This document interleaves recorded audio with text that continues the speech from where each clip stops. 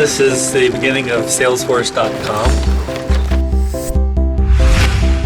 Those photos are exactly what it was like. It was disheveled, there were wires everywhere. I think we had to string an Ethernet cable through the window to Mark's house so that we could add additional employees. It was a very exciting time. We had an inspiration of where Amazon.com and Google and Yahoo could come together with what traditional enterprise software was doing, and together could create a new paradigm. The internet is a vast network that allows computers around the world to communicate and share information. The first thing we did is build a prototype. How do we make it easier to use enterprise software? That was the hook. It was like in the heyday of the dot-com boom. We had the basement. They said, sure, you can set up down here in the basement. It was fun. We felt a huge amount of camaraderie, and I think a real excitement to build something new.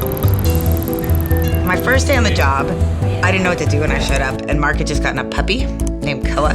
Off the newspapers. Mark asked us to go get noticed. We were standing out in front of the Siebel conference with no software signs, and you sort of questioning like, wait, what company did I join here? We're out here trying to get the word out that software is totally superfluous. One of the biggest milestones I remember celebrating is when we were cash flow positive.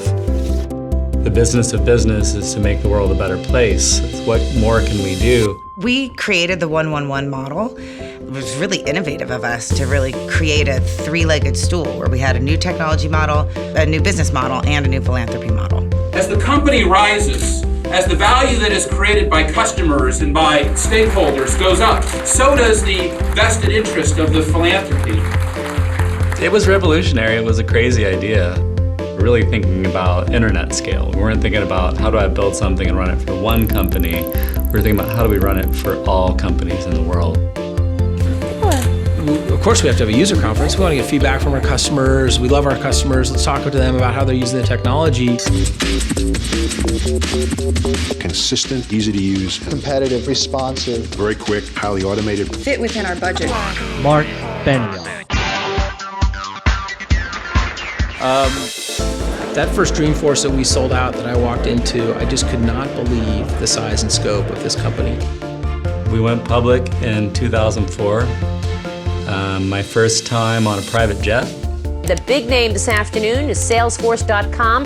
Shares of Salesforce.com soared today. While it was a great celebration and something I'll never forget, it was also a time when Mark was like, okay, back to work. And from that moment on, it just went to pure warp speed. We were way out in front of where the industry was. Blackberries were cool.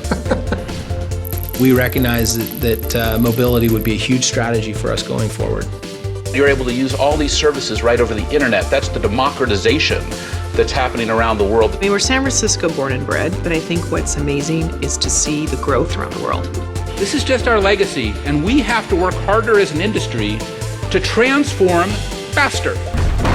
Mark basically stood up and said, I'm going to buy your company. These incredibly talented leaders that have joined us is just amazing. You know, I think Sassy is just like a spiritual grand character to Astro and Einstein and everybody else, right? And I think if you look back, like even back then, we were fun. Chatter was really transformational. We just turned a tech organization on its head to focus on moving to social. Mark used to say, right from the beginning, it's all about customer success.